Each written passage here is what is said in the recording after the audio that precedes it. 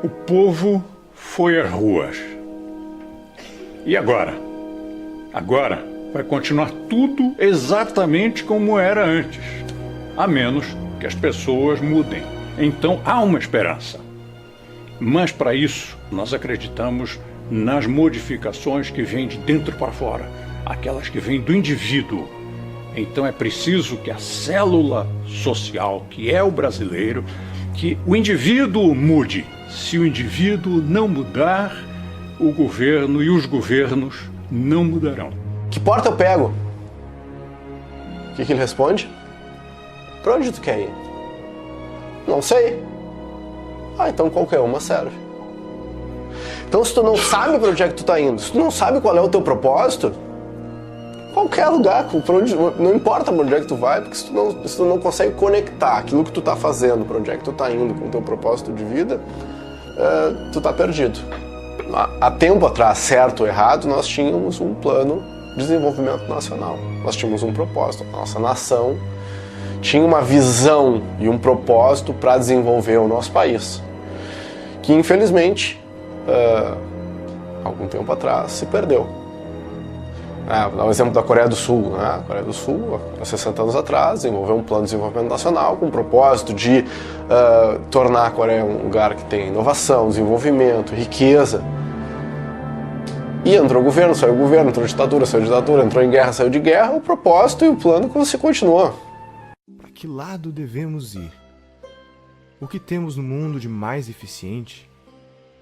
Quais as pistas para definirmos o nosso caminho? Tomamos, por exemplo, Hong Kong. No início da década de 50, parecia confirmar as previsões pessimistas feitas no final do século XX, que afirmavam que se tratava de um local não próspero e inadequado para o comércio. Quando o Sir John James, fiel discípulo de Adam Smith e economista da Escola de Manchester, definiu que Hong Kong deveria adotar os princípios do capitalismo, se recusando a impor qualquer tipo de tarifa de importação e sempre mantendo os impostos mais baixos possível, que criou as condições para o acelerado crescimento econômico vivenciado por Hong Kong. Entre 1961 e 2012, o PIB real per capita de Hong Kong cresceu 900% em apenas algumas décadas, deixando de ser uma favela a céu aberto e se tornando a economia mais livre do mundo. A sua população ganha 2,64 vezes mais do que a média mundial, tendo duplicado esse índice nos últimos 15 anos. As pessoas não fogem de Hong Kong, elas correm para Hong Kong. Ao final da Segunda Guerra Mundial, a população era de 750 mil pessoas, e hoje é quase 10 vezes maior, tendo 7,1 milhões de habitantes, com a segunda maior expectativa de vida do planeta. A mesma coisa ocorre com Singapura, que em 1965 era um país pobre e atrasado, com uma renda equivalente à da Angola, que se tornou o segundo país economicamente mais livre do mundo. O que Singapura fez para conseguir essa grande virada? Estabeleceu uma moeda forte e estável, sem interferência política, que foi a moeda que menos perdeu poder de compra no mundo de 1982 a 2005. Negou ajuda em empréstimos estrangeiros. Fez um notável esforço de criar empresas privadas de excelência e competitivas globalmente, por meio da baixa tributação, burocracia quase inexistente e mínima regulação. Tudo isso com tarifas de importação nulas e livre comércio pleno, em um sistema idêntico ao adotado em Hong Kong. Singapura também deu ênfase na proteção à propriedade privada e na segurança pública. O segredo da estratégia era ter um governo pequeno e transparente. O gasto público proporcional ao PIB de Singapura é a metade do americano e 1/3 do sueco. Singapura, embora tenha forte intervencionismo na área privada, compreendeu as regras de não intervir na economia e hoje tem 11% da população composta por milionários. Mas a palavra desigual tem outro significado no país que é conhecido por ter abolido a pobreza. De todas as experiências e estudos disponíveis, há uma conclusão difícil de ser negada. Por todo o mundo, vemos uma forte relação entre a liberdade econômica e a qualidade de vida da população. Pessoas nos países mais livres ganham em média 8 vezes mais que pessoas nos países menos livres. Os pobres ganham 10 vezes mais. A população nos países mais livres é mais feliz. Possuem seus direitos civis mais bem protegidos. e em média vivem 20 anos a mais. Os países mais livres também possuem menos corrupção, menor mortalidade infantil, menos trabalho infantil e menos desemprego. É inegável que, para nos preocuparmos com a melhoria de vida das pessoas, temos que nos preocupar com a liberdade econômica. O que liberdade econômica significa? Significa que a propriedade está protegida por leis imparciais, que você é livre para fazer o comércio com os outros pelo que você quer e precisa, sem intervenção do Estado. Que seu dinheiro mantém seu valor porque a moeda de seu país é estável e não sofre interferência política, e que o governo se mantém reduzido e sem interferir no funcionamento da economia. O capitalismo já se mostrou o melhor sistema para melhorar a qualidade de vida das pessoas. Se você olhar o gráfico de extrema pobreza no mundo, nos últimos 200 anos, saiu de 98%, algo assim, para 7% no mundo, algo assim.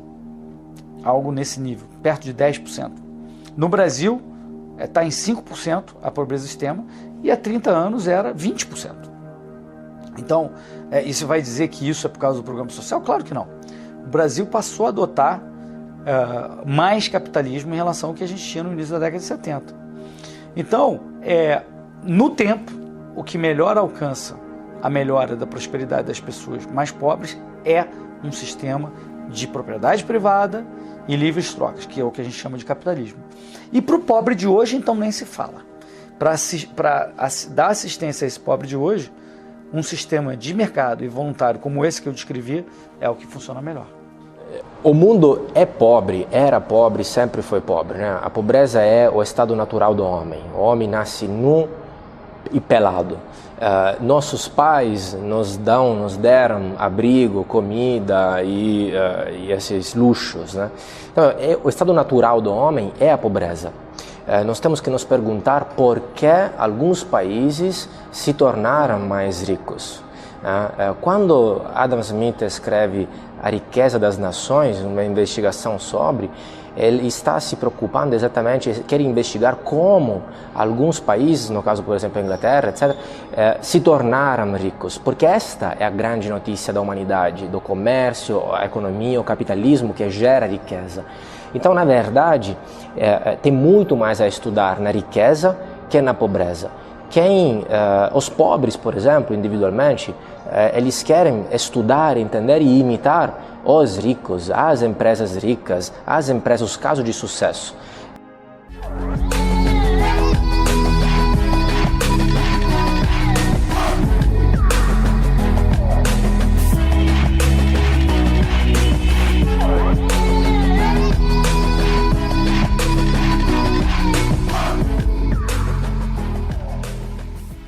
Nós estamos aqui na casa, né, do Thomas Jefferson, que foi o sujeito que escreveu a Declaração da Independência dos Estados Unidos. Talvez um dos textos mais lindos, né, da história mundial, da história política com certeza, onde nós podemos observar todos os valores que nós estamos precisando de maneira tão urgente no Brasil. O que mais me chama a atenção, que eu queria comentar com vocês, né, que estão assistindo, é o esmero. Claro que não é todo os Estados Unidos que é assim, nem mesmo toda a Flórida, mas particularmente em Weston, e é muito replicável país afora, o esmero, o cuidado com os detalhes. Não há poluição visual, o cuidado com o jardim, a forma que as coisas são tratadas, quer dizer, isso está refletindo, está retratando de certa forma o quê? A preocupação que o americano tem com o entorno, que é o espírito cívico. Os Estados Unidos fizeram quando implantaram a nação deles, quando houve aquela discussão grande na Pensilvânia, na Filadélfia, sobre a Assembleia Constitucional Americana, que no início era para simplesmente emendar os artigos da Confederação dos Estados, mas virou uma Assembleia Constituinte, eles chegaram à seguinte conclusão, na minha opinião, genial para fazendeiros e profissionais liberais quase que isolados do mundo. Eles disseram o seguinte: olha, nós vamos respeitar sempre a propriedade privada, Nós vamos respeitar as trocas voluntárias, só que tem alguns assuntos que a gente não sabe fazer de forma diferente, que a gente tem que, de alguma forma, fazer algo como num condomínio. Tem que ter uma convenção de condomínio, várias pessoas votando, e aí esse condomínio determina certas regras que são para coisas públicas, que a gente não sabe como resolver de forma privada de mercado. Então, para isso, eles falam o seguinte: ó, o governo não pode quase nada, salvo para essas outras coisas. E aí eles implementaram uma democracia para essas outras coisas. Então, demis, na definição grega, tem várias conotações. Uma delas é povo, sem dúvida, mas tem outras conotações, que é povoado, comunidade e distrito.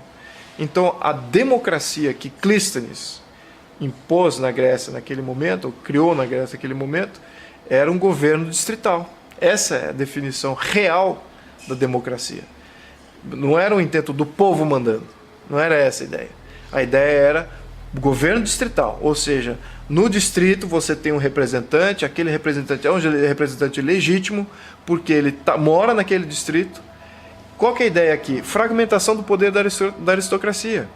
Enquanto que você tem no mapa de Atenas, você tinha 5 grandes famílias dominando, agora você tem 139 distritos. Então você fragmentou um poder que era concentrado em 5 famílias em 139 representantes, com poder jurídico e tributário.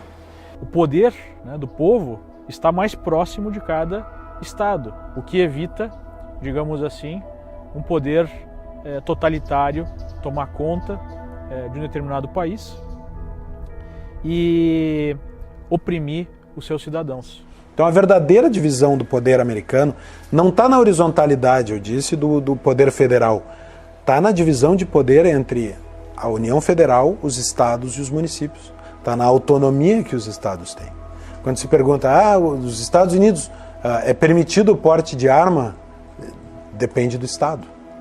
É permitido o uso de drogas? Depende do estado. A maconha é legal? Depende do estado. Qual é a pena por homicídio? Depende do estado. Até o direito criminal é estadualizado.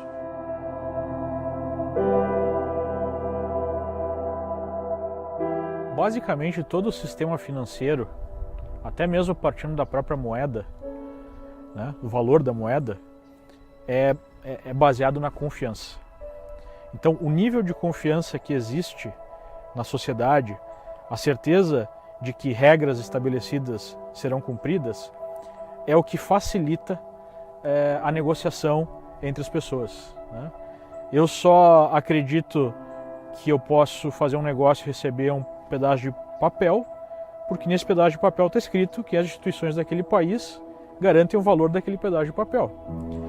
Eu terei maior liberdade, maior confiança de fazer um negócio com uma contraparte, obviamente que, número 1, se eu tiver pessoas educadas e pessoas que cumpram, né, com a sua palavra, digamos assim, mas que eu tenha certeza que, se isso não acontecer, as instituições daquele país vão fazer com que aquilo que foi combinado seja cumprido. Essa é a base, né, da criação de riqueza e digamos assim, o tabuleiro onde o jogo do livre mercado vai funcionar. Se esse tabuleiro for mal formulado, o livre mercado sempre vai funcionar de maneira parcial, porque ele sempre vai ter muitos obstáculos, né? E é exatamente o que a gente observa no país. Então, onde é que a gente observa isso no dia a dia aqui nos Estados Unidos? Eu não preciso reconhecer firma de um contrato, eu faço uma assinatura e aquele contrato está valendo. Eu não preciso burocratizar excessivamente, porque se leva em consideração que as partes estão de boa fé. Só que o que acontece? Caso as partes não estejam de boa fé, se uma das partes esteja de má fé, a punição é muito forte e ela é uma certeza, né? Isso gera uma situação onde, na esmagadora maioria dos casos, de fato aquilo que foi combinado é cumprido, porque se não for cumprido, a punição é muito grande, né? No Brasil é exatamente o contrário.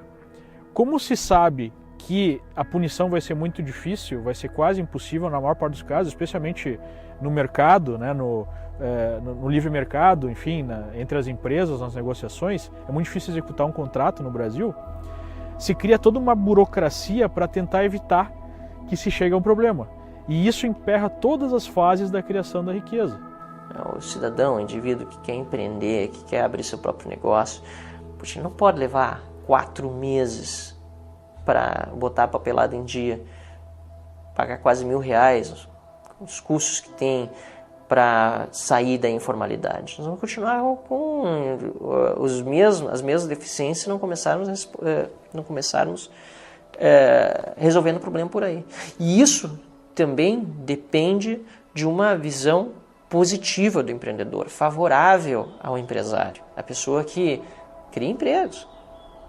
Quem cria empregos é o empreendedor, é o empresário. O político cria cabide de emprego. O político não cria emprego, não gera emprego. Não podemos acreditar quando o político, candidato a presidente da República, vai gerar 10 milhões de empregos. Ele nunca vai gerar 10 milhões de emprego. Ele vai, no máximo, deixar de atrapalhar o tanto que atrapalha. Essa questão de empreendedorismo é uma das coisas que mais me incomoda. Que você vai para os Estados Unidos, por exemplo, lógico que lá também tem problemas, mas as pessoas encaram o empreendedorismo, o empresário, de uma forma totalmente diferente. Os jovens saem da faculdade querendo fazer seus próprios negócios, querendo transformar suas ideias em alguma coisa produtiva, em alguma coisa útil, e não simplesmente ficar, atrás de um cargo de governo para o resto da vida, porque ele vai ter estabilidade. Isso, inclusive, no meu entendimento, é um dos problemas que a gente tem hoje, porque você pega uma pessoa que poderia produzir muito mais, que poderia ter ideias brilhantes, poderia fazer coisas incríveis, e ela fica lá atrás do seu carguinho no funcionalismo público. A primeira coisa que nós precisamos é dar mais liberdade econômica para os cidadãos. E essa liberdade econômica, ela precisa ser baseada em valores. Então nós temos aqui, além da liberdade individual e além da livre iniciativa, a proteção desses valores, nós temos o Estado de Direito, onde todos são iguais perante as leis, especialmente aqueles que têm o poder, que têm que prestar contas ao povo. Por isso que a Constituição americana começa com a frase "We the people". Ours was the first revolution in the history of mankind that truly reversed the course of government, and with 3 little words: we the people. We the people tell the government what to do. It doesn't tell us.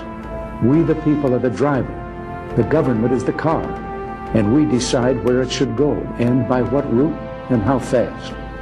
Almost all the world's constitutions are documents in which governments tell the people what their privileges are. Our Constitution is a document in which we, the people, tell the government what it is allowed to do. We, the people, are free. Então, o que José Bonifácio acreditava naquele ponto era o que os fundadores, exatamente os mesmos princípios que os fundadores dos Estados Unidos acreditavam, que era o liberalismo político. Vamos lembrar que, naquele ponto da história, essa ideia de capitalismo, livre mercado, não tinha sido muito bem maturado como conceito. Adam Smith, sim, já existia e já havia introjectado uma série de conceitos aí em contraposição ao mercantilismo. Ok. Só que o que precede a sustentação do capitalismo, do livre mercado, é um sistema político liberal. Então, o sistema político liberal significa o quê? As pessoas entendem que o liberalismo, ele liberta quem? Esse aqui é o ponto. Ele liberta o povo. E quem que então ele limita? Ele limita o governo. Então, toda a ideia de liberalismo era de limitação de governo, limitação de poderes do governo. Governo e o Estado era quem limitava esse governo. Esse aqui é o ponto. Então você tem que separar muito bem o que é Estado e o que é governo. A Constituição americana, ela é uma Constituição restritiva do poder central. A União Federal tem, de acordo com a Constituição, só o poder que a Constituição lhe dá. O resto é dos Estados. Então, o que não está expressamente dito que é da União Federal é dos estados. Embora essa regra esteja sendo flexibilizada e cada vez mais diminuída. E isso explica também o crescimento do governo dos Estados Unidos e por que é que os Estados Unidos têm deixado de ser a referência de liberdade que sempre foram. Aumento de impostos, enfim, toda aquela situação que nós já vivemos no Brasil está sendo observada aqui nos Estados Unidos.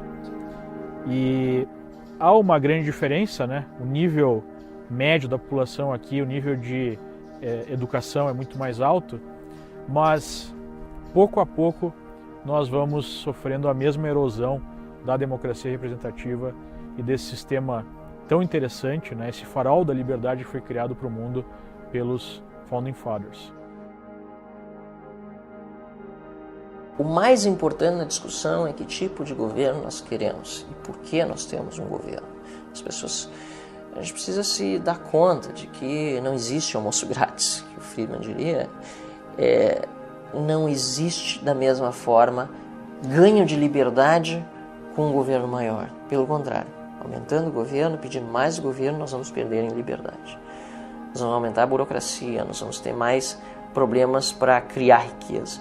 Não podemos cair na conversa de políticos de que haverá distribuição de renda se é prejudicado quem cria riqueza. Só olha o Uber. A gente tinha esse sistema do táxi que todo mundo pensava, bom, mas poxa, como é que a gente vai fazer transporte sem uma coisa centralizada e tal, e tem que ser protegido, porque e daí qualquer pessoa vai poder pegar uma carona? Isso não vai funcionar nunca. E daí vem um aplicativo simples, uma ideia simples que se dissemina, emprega milhares de pessoas, facilita o transporte com um monte de gente, baixa custos, aumenta a segurança, porque agora você pode pegar um transporte mais seguro ao invés de ficar no transporte coletivo, para quem pode pagar. Muda todo o mercado, revoluciona a coisa e obviamente também incomoda todas as estruturas de poder, esse status quo que já existia dessas grandes indústrias, do táxi, do aluguel, tudo mais, os políticos que estavam associados. E a gente consegue fazer esse contraste entre esse sistema que hoje a gente olha como já uma coisa meio até velha, que é os táxis, e ver o sistema do Uber, que é uma mudança tão grande, que é simplesmente liberalismo econômico. O empreendedorismo é uma vocação. Não é simplesmente uma busca do lucro. Não é simplesmente ganhar dinheiro por ganhar dinheiro, amor a... Não. Pelo contrário, as pessoas quando dizem que o Bill Gates é um milionário e aí muitas vezes falam, não, mas ele faz muita caridade, tentam, né, por esse lado demonstrar que ele tem coração também, e realmente tem, pelos projetos sociais fantásticos, vários deles que ele desempenha, que ele desenvolve na África, por exemplo. Mas não é só isso. As pessoas têm que ter noção que os bilhões de dólares que ele tem não estão numa conta bancária. Onde é que estão os bilhões de dólares do Bill Gates? Alguma parte realmente ele tem no banco. Mas outra grande parte está em patrimônio, está em ações, está em várias atividades empresariais, empreendedoras que ele tem e que estão a serviço das pessoas. As propriedades dele cumprem uma função social inerente à atividade do empreendedor. Aquilo que diz a Constituição sobre a função social da propriedade, que muitos de nós combatemos, porque de fato é utilizado nas cortes muitas vezes para desapropriar áreas de terra para supostamente fazer reforma agrária. A gente sabe que muitas vezes não dá certo, inclusive porque muitos depois revendem essas áreas, fazem justamente aquilo que não deveriam fazer. Mas se nós formos olhar ao pé da letra o que quer dizer função social da propriedade, não está errada a Constituição, porque toda propriedade já cumpre sua função social. Porque a minha propriedade cumpre uma função social, sobretudo se eu sou empreendedor, de deixá-la à disposição do meu próximo, de outros indivíduos. Sou a favor de um Estado enxuto, tanto na economia como na repressão. E penso que mesmo aqueles que são tomados como capitalistas no Brasil, na verdade não são capitalistas porque eles vivem muito do dinheiro público. Então você vê os grandes empresários adoram um financiamento do BNDES, né? Você vê pesquisadores que muitas vezes se apresentam como de direita, mas têm bolsas de órgãos públicos. Então eu acho que essa mentalidade tão dependente do Estado, ela precisa ser revista. Até para que nós tenhamos uma verdadeira livre concorrência. No Brasil hoje não tem livre concorrência, porque não dá para você concorrer livremente com um concorrente que tem algum tipo de isenção de impostos quando você não tem, né? Ou com um concorrente que tem dinheiro do BNDES quando você não tem. E muitas vezes essas pessoas se apresentam como capitalistas, como defensoras da iniciativa privada. Desculpa, iniciativa privada é risco. Então eu sou favorável àqueles que tomam risco. Né? Toma risco. Vai ganhar dinheiro, vai produzir riqueza para o país, vai dar emprego, vai recolher tributo no risco. Porque se ele tem financiamento público, ele já não tem mais o meu, digamos assim, a minha admiração.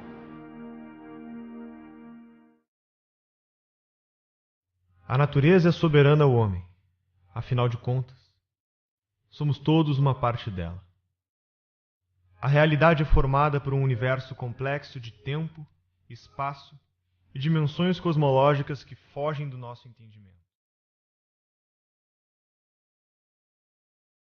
Os acontecimentos sempre são fatos e só podem ser testemunhados, vividos ou observados. As nossas interpretações podem ou não terem a ver com eles. E como se estivessem cada um deles conectados uns com os outros, numa sinfonia dramática, quase sempre harmônica, ao final, sempre parecem terem sido ordenados para que fizessem algum sentido. A isso, damos o nome de vida. Essa é uma ordem que não nos é dada a opção de escolha. Como seres conscientes, temos, além da nossa capacidade de interagir, experimentar e protagonizar a vida, também a opção de entendê-la. O peso da tradição do que os sábios do passado obtiveram e que nos foi legado. Certos hábitos, cultura, etc. do passado, gigantes do passado. A gente não deveria simplesmente achar que a minha cabeça teve uma boa ideia e eu vou desconsiderar milênios de evolução de grandes conquistas de sábios. Deveríamos ter prudência na hora de avaliar isso. Não quer dizer que você deva só considerar o passado. Não. Você deve considerar o que você acha certo e tentar mudar. Mas você deveria ter prudência. Olha para o passado e respeita aquilo. Ouça esse passado dessas pessoas que não estão mais conosco como esse legado que nos foi deixado. Então, prudência nesse sentido. Né? Nós precisamos, por um lado, entrar no fronte cultural de uma maneira muito importante para poder ajudar as pessoas a entenderem o cenário, entender o que está acontecendo no mundo e poder se posicionar, porque tudo começa com isso. Né? Nesse ponto, por exemplo, o Ludwig von Mises estava muito certo, ele nos escritos dele ele dizia muito isso. Né? Você começa com as ideias, são as ideias que mudam o mundo. O que nós podemos fazer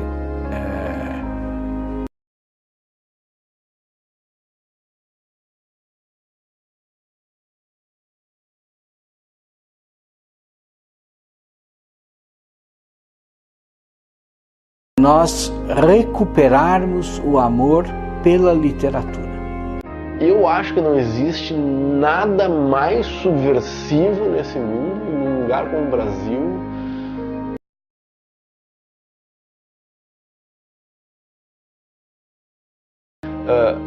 Educar para expandir a consciência, educar para ter conhecimento, educar para ter autocrítica e crítica do mundo à volta, para tomar as próprias decisões.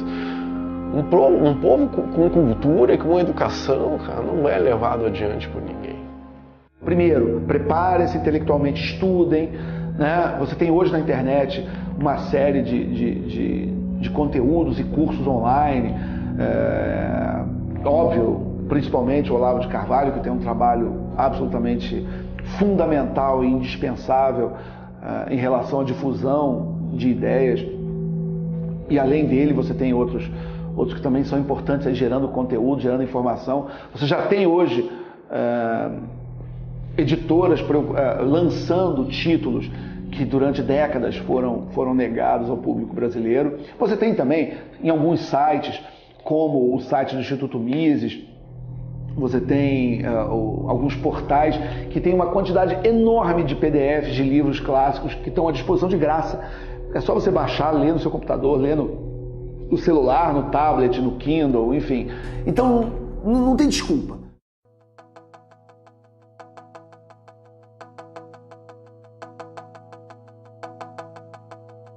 ele torna obrigatória a fixação em todas as salas de aula do ensino fundamental e do ensino médio de um cartaz com os deveres do professor.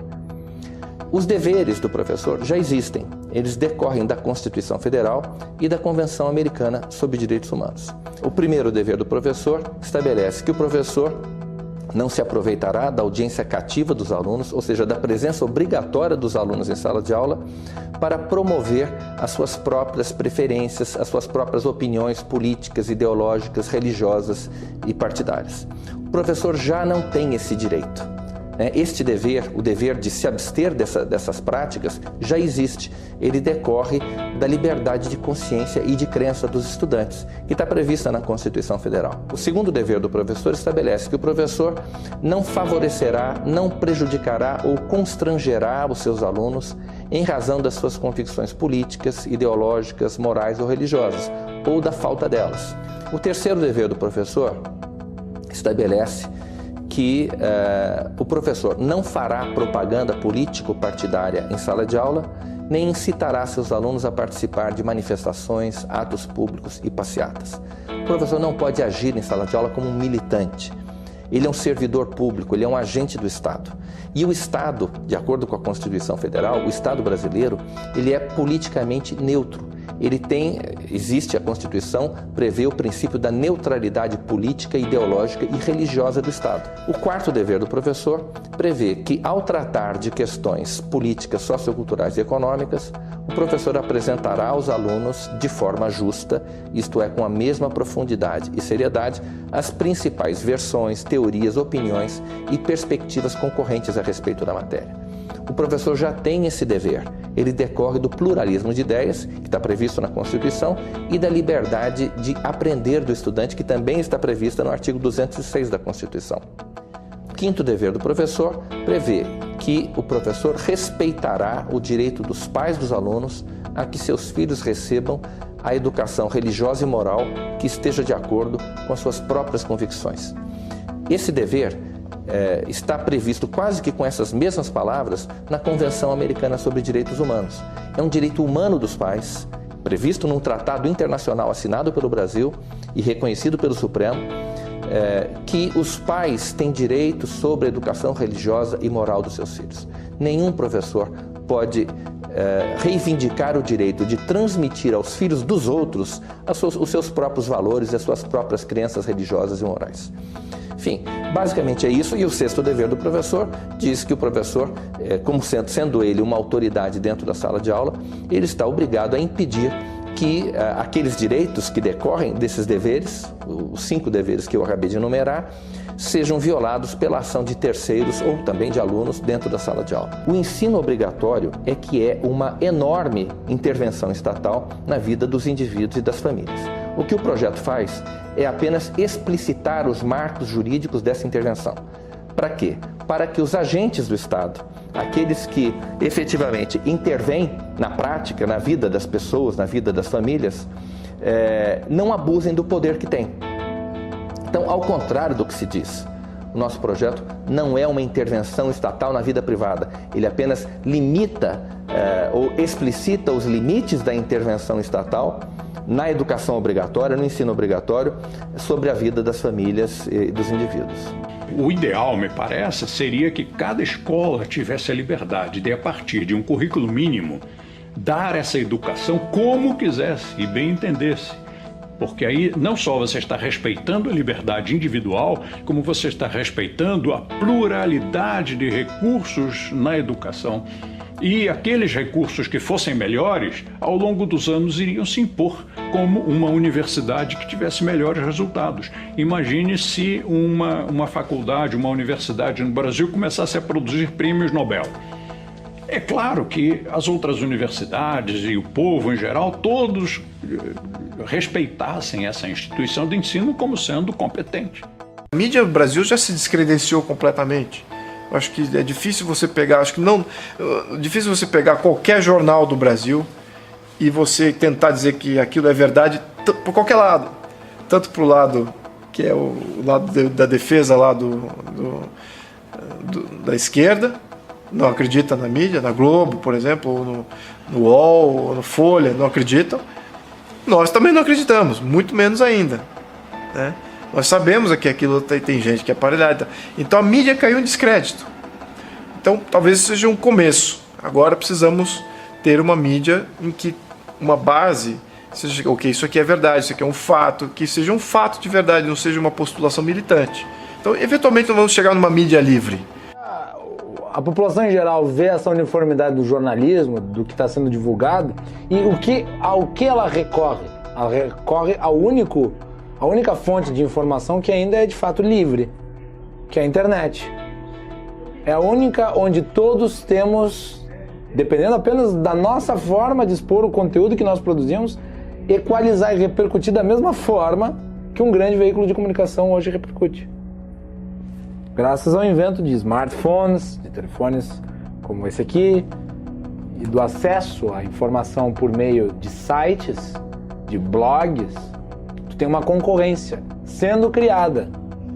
Hoje, um canal de Facebook ou um canal no YouTube pode gerar tanta repercussão quanto um jornal em horário nobre. Não precisa mais ouvir calado o que um jornal publica e mente sobre um assunto. Você pode contraditá-lo e inclusive repercutir muito mais do que ele numa resposta, que até pouco tempo atrás dependia exatamente da benemerência desses próprios veículos de comunicação em publicar.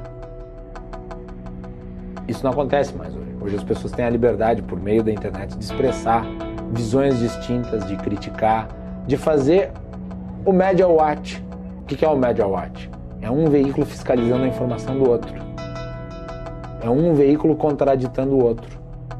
É um veículo complementando a informação do outro. Ou oxigenando as informações que são veiculadas.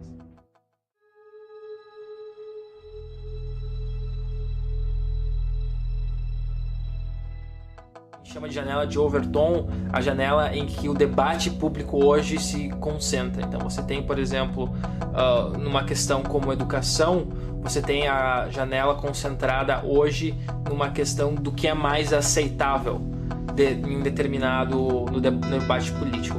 E o papel do Instituto Mises Brasil é puxar o debate para o mais possível, o mais longe possível da visão estatista, mais próximo possível do ideal radical de liberdade. Então a gente puxa o debate, a gente muda o eixo do que é aceitável para a grande opinião pública, a gente contraria os paradigmas que a sociedade brasileira tem em relação ao que o Estado é, e a gente desafia as pessoas a pensarem diferente. Então a gente puxa o debate para a ideia radical de liberdade. Esse é o nosso papel hoje. E a gente puxando o debate para a janela radical, a janela de discussão acaba se movendo, porque a gente traz todo o eixo mais próximo da liberdade. E é nesse papel que entra os atores que o Mises Brasil influencia. Sejam eles ativistas, sejam eles teóricos voltados para políticas práticas, sejam o cidadão comum na sua profissão, todos eles acabam sendo impactados por essa mudança no eixo. Eles acabam entendendo e incluindo uma visão ainda mais liberal no que é aceitável como debate, até que ele acaba sendo interessante, até que ele acaba sendo mais aceitável e até que ele se torna inevitável. E é assim que a gente acredita que as transformações sociais ocorrem, e é por isso que às vezes governos que são de esquerda, como o governo Dilma, acaba tendo que recorrer à privatização, ou até o governo FHC. Não é porque eles gostam, é porque o debate se puxou tanto para o lado que a ideia não é mais uma questão de ser aceitável ou não o debate, é uma questão de que aquela iniciativa é inevitável. Se tivesse um presidente liberal, se tivesse uma bancada razoável liberal no Congresso, mas se continuasse tendo todos os problemas que o Brasil tem hoje, o que você faria primeiro? É quase impossível responder o que você faria primeiro. Para a gente entender esse conceito e essa discussão, eu acho que a gente tem que falar sobre viabilidade política. O que é a viabilidade política? Cada ideia, cada projeto tem um senso na sociedade de viabilidade política daquela ideia. Tem ideias que estão maduras, que estão prontas a serem discutidas e eventualmente implementadas, e tem ideias que são impossíveis. São as pessoas, isso jamais vai acontecer naquele momento, tudo isso pode mudar, é dinâmico.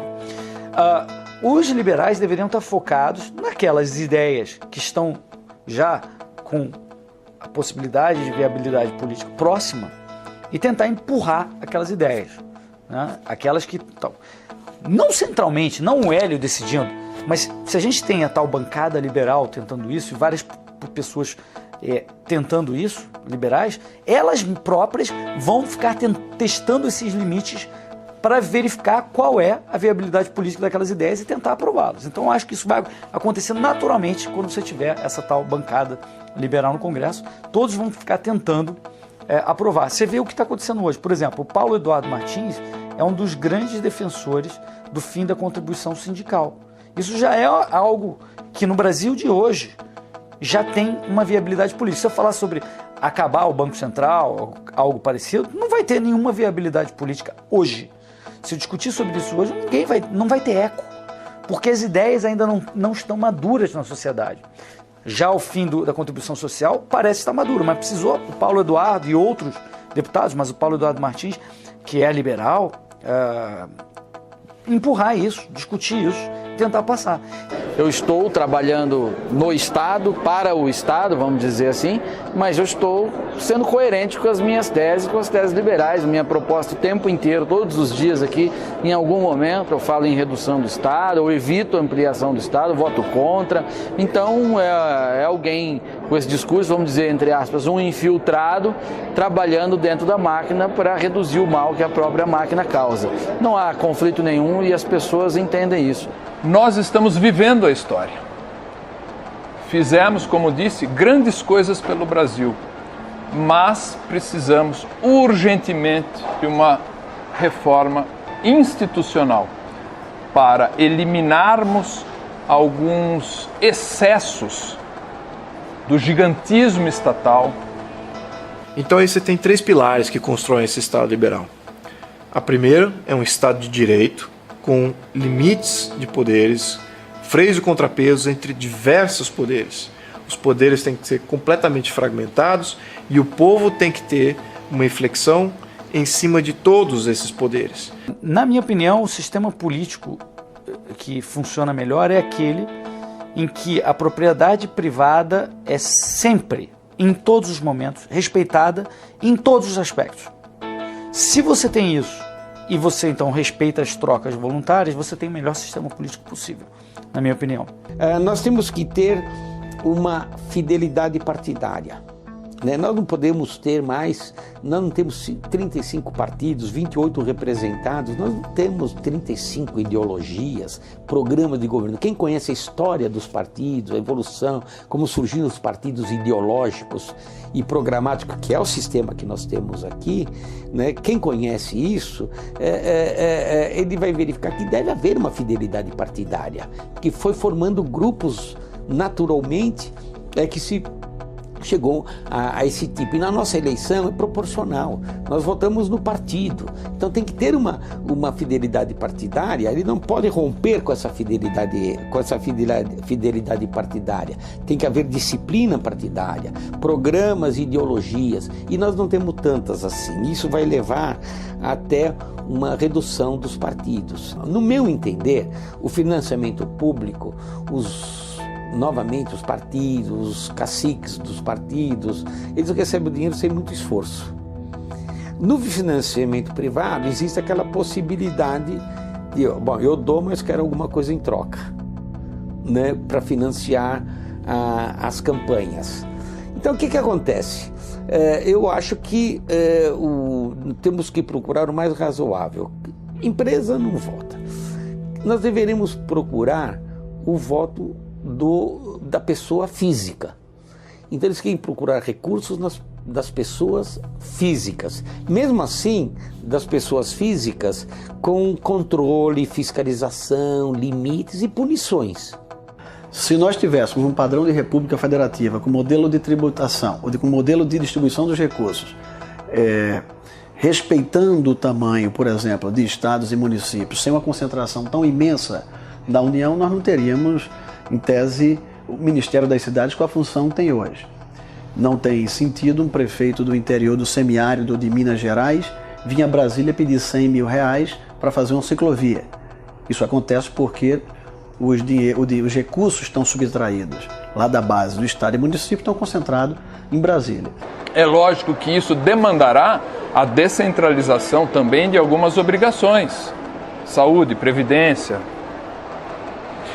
Porém, eu pergunto para você, como cidadão brasileiro, você prefere, caso tenha alguma reclamação com saúde, com educação, com alguma das áreas sociais, você prefere pegar um ônibus ou ir com o seu próprio carro, reclamar com o prefeito da sua cidade, ou pegar um avião para Brasília, enfrentar aquela selva de pedra que é Brasília, impessoal, onde você não conhece ninguém, e tentar falar com o presidente da República?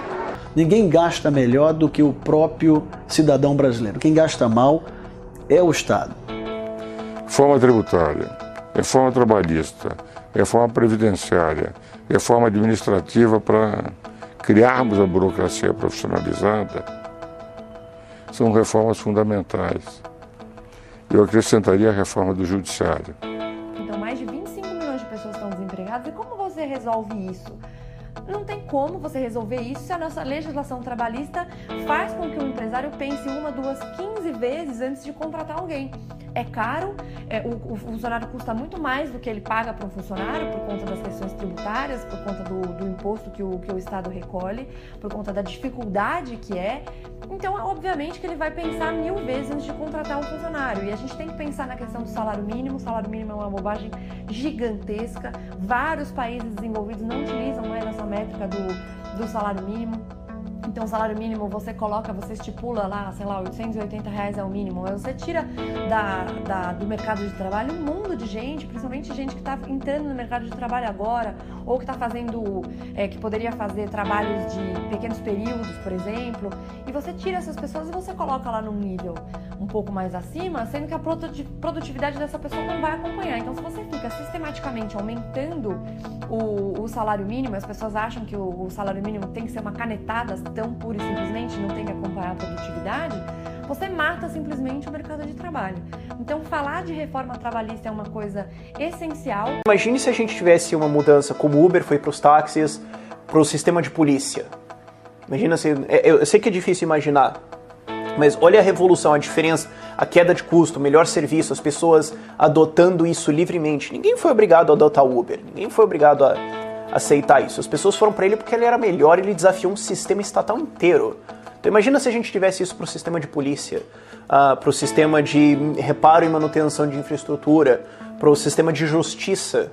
A outra que agora que surgiu e hoje é muito mais discutida, principalmente depois da tecnologia ter sido mais desenvolvida, é você tentar sair da sociedade fazendo soluções tecnológicas. Por exemplo, o Bitcoin, você fazer compras na Deep Web. Se a gente dissesse hoje, definisse hoje que o Bitcoin nada mais é do que o dinheiro para a internet, seria o equivalente a dizer lá atrás, na década de 90, que a internet era e-mail. E todo mundo sabe que seria um absurdo, uma afirmação ridícula dizer isso. A internet é muito mais do que isso. Mas naquela época, ninguém conseguia prever que a gente ia ter alguns anos depois um Facebook, um Twitter, um YouTube, que são tecnologias criadas sobre a plataforma da internet, sobre os protocolos de comunicação da internet e que não tem nada a ver com e-mail. Com o Bitcoin é a mesma coisa. É mais correto dizer que o Bitcoin é, na verdade, a internet do dinheiro, porque muitas outras aplicações vão ser criadas e testadas e utilizadas e adotadas no nosso mundo financeiro e econômico. E do dinheiro, o dinheiro digital, o dinheiro apolítico, que não depende de nenhum banco central, essa é apenas a primeira inovação. Na minha opinião, das mais importantes e realmente transformadoras, mas não vai ser a única, é apenas a primeira. Aí você vai me perguntar, mas como é que isso pode acontecer? Pode acontecer de várias formas. Pode ter uma Constituição que garanta isso, pode ter um sistema de governo descentralizado, em que esse governo nem chega a ser monopolista. Mas eu nem sei se existe mais essa Constituição. nós estamos com 93 emendas. 93 emendas. E ontem já foi aprovado em segundo turno na Câmara, aprovado a 94ª emenda. Uma Constituição com 93, 94 emendas e mais as propostas que vêm por aí de reforma, querem reformar tudo. Será que é a mesma Constituição? Resta mudar a Constituição. A solução seria uma nova Constituição. Agora, imagina o seguinte, se nós tivermos uma Constituição liberal, um Estado liberal, nós podemos nos dar ao luxo que a Suécia dá, de eleger um governo socialista. Por quê?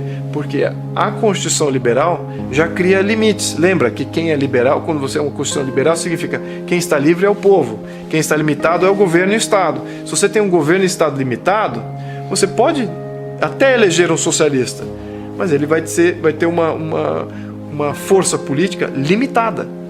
Esse é que é o ponto.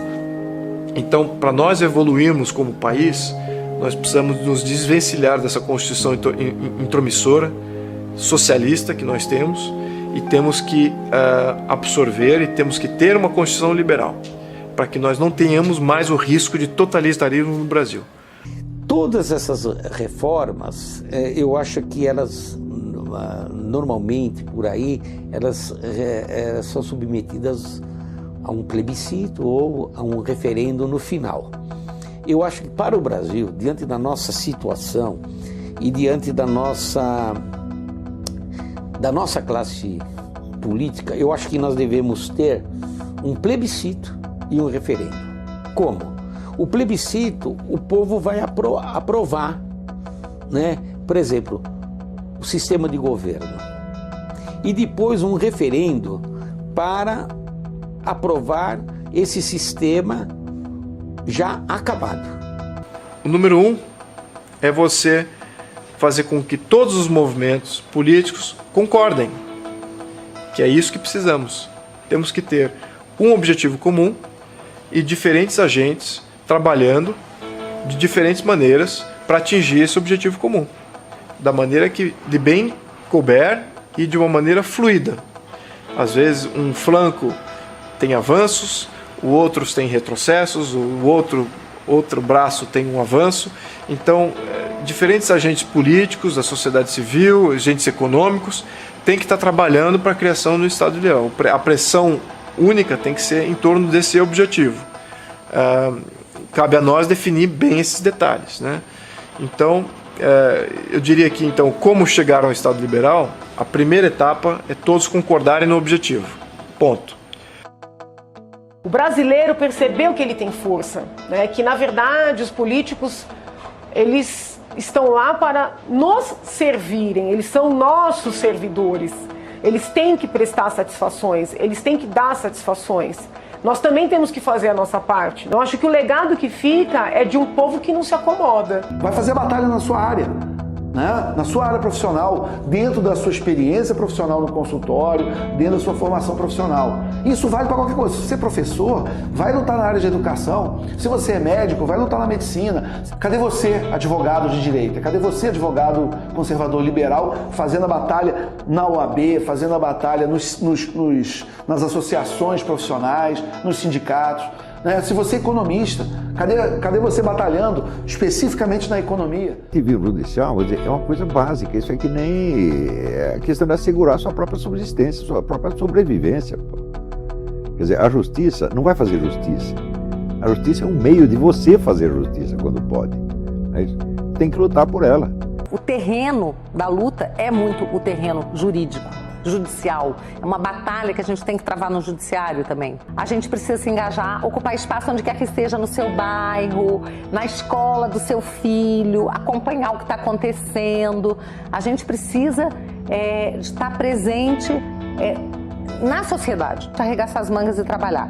Não dá mais para só viver a vida em paz, só tocar, né, sua vida social, familiar. Tem que se engajar politicamente, porque se a gente não faz isso, a gente não muda. Eu tenho uma frase que é o seguinte, ó: a política é como uma TV sem controle remoto. Se você não se levanta, você vai assistir o que não quer. O Brasil vai ser um país espetacular, vai ser um país riquíssimo, uma classe média pujante, uma classe média rica, capaz de ter uma qualidade de vida e uma abrangência e uma influência mundial. Fazer o novo. Então, se nós estamos empreendendo agora, exemplo da Brasil Paralelo, temos que pensar muito grande. Esse novo momento político brasileiro da comunicação por meio das redes sociais que permitiu que tantas pessoas se manifestassem, fossem às ruas e agora continuem se manifestando em uma espécie de Brasil paralelo. Eles vão acabar percebendo, né? Errar é humano, tá? Vocês podem vir da esquerda para a liberdade, não tem problema. A gente vai receber de braço aberto. Jornalista, evidentemente. Por que você não está fazendo batalha dentro das redações? Se você é um artista, dentro das artes, se você escreve roteiro para cinema, para minissérie, né? Onde está você na batalha cultural? Então, se você não quer participar da batalha cultural, mas você entende a importância dela, você entende o tamanho dos problemas que o Brasil e o mundo e o Ocidente estão passando nesse momento, que é um momento complicado da história, e você tem algum recurso financeiro que você possa ajudar, ajude, bota a mão no bolso.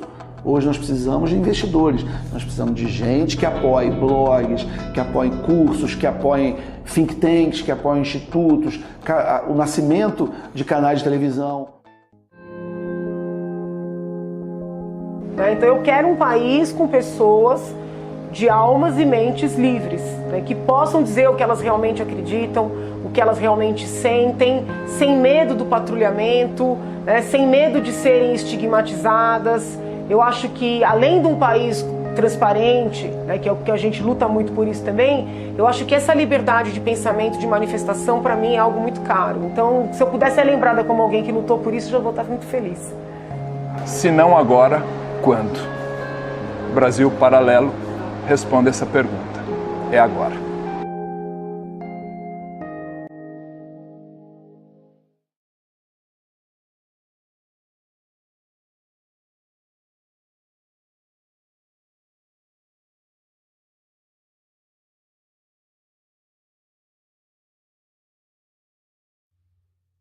Quando acendemos as luzes que apontam para os sábios do passado, para o início dos tempos, percebemos que herdamos algo bom. Como linhas paralelas, a vontade e o desejo partem cada um de um ponto, mas para onde vão diferem. Diferente do desejo, a vontade é lúcida, perseverante e duradoura. Entende que o legado humano reverbera através dos séculos. E assim como o coração que sustenta nossas vidas, essa sustenta a vida de toda a humanidade.